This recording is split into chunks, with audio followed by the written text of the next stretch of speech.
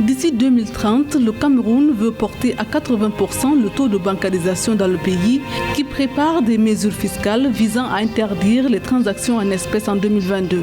Ces mesures, qui interviennent dans le cadre de la stratégie nationale de développement 2020-2030, devraient renforcer la lutte contre l'évasion et la fraude fiscale au Cameroun. À l'horizon 2020, le Gabon vise une production de manganèse d'un peu plus de 11,6 millions de tonnes par an, selon les perspectives dévoilées dans le document de cadrage macroéconomique et budgétaire 2022-2024, soit une hausse de 38,6% par rapport à 2020. Le secteur bancaire a été l'un des plus importants au Kenya de par la taille de ses contributions fiscales. C'est ce que révèle le nouveau rapport Total Tax Contribution of the Kenyan Banking Sector in 2020. Entre 2019 et 2020, la contribution fiscale des banques kenyanes a été de 224,9 milliards de shillings.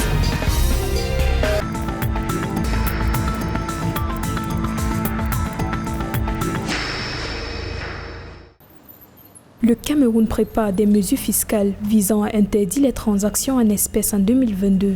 C'est ce qui ressort de la circulaire relative à la préparation de la loi de finances 2022, signée le 30 août 2021 par le chef de l'État Paul Biya. Ces mesures, qui interviennent dans le cadre de la stratégie nationale de développement 2020-2030, devraient renforcer la lutte contre l'évasion et la fraude fiscale au Cameroun.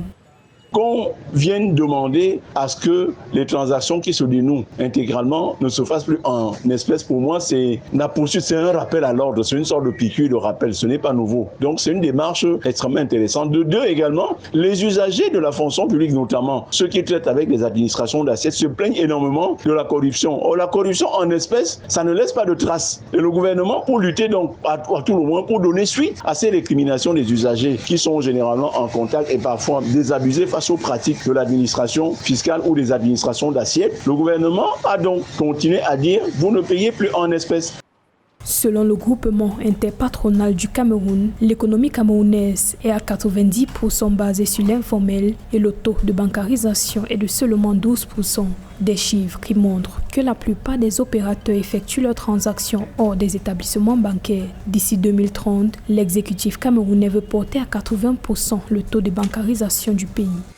L'État a fait un effort de limiter la présence de l'homme entre l'usager et l'argent qui part de la poche de l'usager pour sa caisse, c'est-à-dire pour le trésor public. Donc pour moi, c'est à encourager, c'est une piqûre de rappel, c'est une mesure de rappel qui est déjà en cours depuis pratiquement 5, 6, sinon plus de 7 ans d'ailleurs. Donc on ne paye pas plus de 1 million de francs sur une année qui a 366 jours. 1 million en espèces, de l'administration fiscale va vous faire un redressement. Donc pour moi, cette mesure que le gouvernement vient de rappeler à travers la circulaire du chef de l'État fixant les grandes orientations de l'élaboration du budget, l'élaboration du budget pour l'exercice 2022, c'est une piqûre de rappel qui était déjà connue depuis au moins 5, 6, voire 7 ans, sinon plus.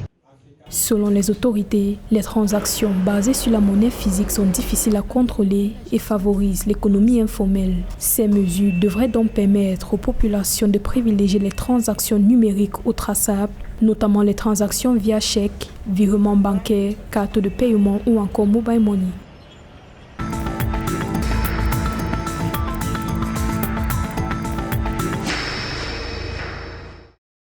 En 2020, le Gabon a atteint une production de manganèse de 8,4 millions de tonnes. Pour l'exercice 2021, les autorités espèrent une production de 9,68 millions de tonnes, en hausse de 9,8% en glissement annuel. Cette hausse pourrait être favorisée par la consolidation des activités sur le site de Niolé, dans le moyen Ogoué, et également par l'extension de la capacité de production sur le site d'exploitation de manganèse de Binyomi à Franceville. Le pays veut diversifier son économie et sortir de sa dépendance vis-à-vis du manganèse et du pétrole, dont la contribution qui était d'environ 60% est passée à 45% du produit intérieur brut.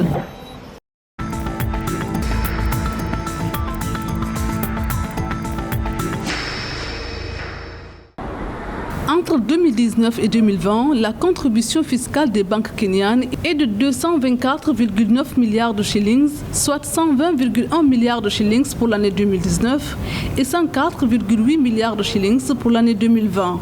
C'est ce qui ressort du nouveau rapport de Total Tax Contribution of the Kenyan Banking Sector in 2020.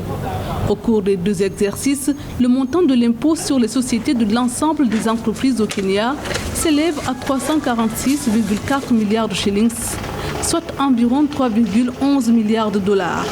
Le secteur bancaire, à lui seul, y a contribué à hauteur de 93,5 milliards de shillings, ce qui représente 27% de tous les impôts sur les sociétés au Kenya.